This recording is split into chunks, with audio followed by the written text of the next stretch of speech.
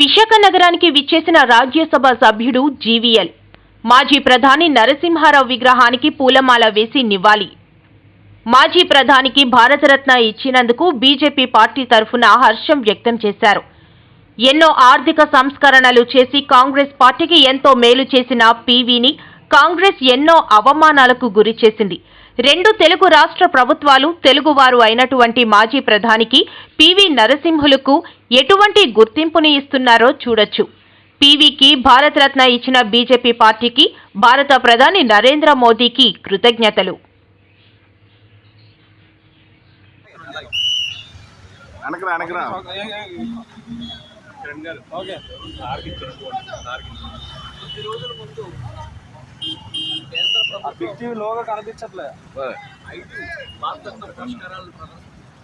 Announce చేయడం జరిగింది. అందరికి తెలిసిందే, అద్వానీ గారు ఉన్నారు, అదేవిధంగా ఇది తెలుగు జాతి క్షణాలుగా భారత ప్రధానిగా ఆర్థిక రంగాన్ని అభివృద్ధిలోకిచ్చిన పీవీ నరసింహారావు గారు ఇద్దరికి కూడా చాలా అభిమాన పాత్రులు.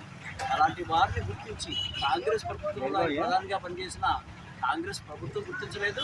ఈరోజు భారతీయ జనతా పార్టీ వారిని గుర్తించి గౌరవించడం తెలుగు బిడ్డలుగా మేము అందరం కూడా కనిపిస్తున్నాం. ఈ కార్యక్రమానికి ఈరోజు మా పెద్దలు గౌరవనీయులు పీవీ నరసింహారావు గారు రాష్ట్రపతులు రావడం జరిగింది. దీన్ని ఉద్దేశించిన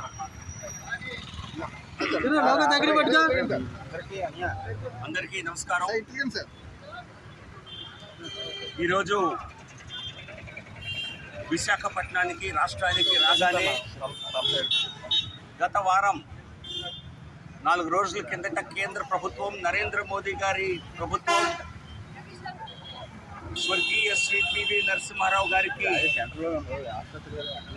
భారత రత్న ప్రసాదించిన అవార్డు అనౌన్స్ చేసినటువంటి సందర్భంలో నేను రాజ్యసభలో కూడా మరి ఉపసభాపతి హోదాలో కూర్చున్న సమయంలో కూడా పీవీ నరసింహారావు గారికి, తెలుగు బిడ్డకి ఇటువంటి గౌరవం దక్కడం తెలుగు ప్రజలందరికీ, దేశ ప్రజలందరికీ గౌరవంగా నేను చెప్పడం జరిగింది. 5 సంవత్సరాలు దేశ ప్రధానిగా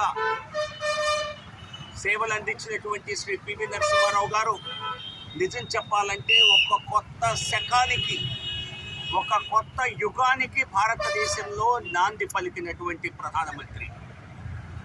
before India, post independent India, స్వతంత్ర భారతదేశంలో చూస్తే మీరు 91 ముందు ఒక శకంగాను, పీవీ నరసింహారావు గారు దేశ ప్రధాని అయిన తర్వాత మరొక ఆర్థిక శకంగాను, ఆర్థిక రంగంలో అంతకు ముందు ఉన్నటువంటి కాంగ్రెస్ ప్రభుత్వాలు లైసెన్స్ రాజ్ పేరుతో దేశ అభివృద్ధికి ఏమాత్రం చొరవ చూపించక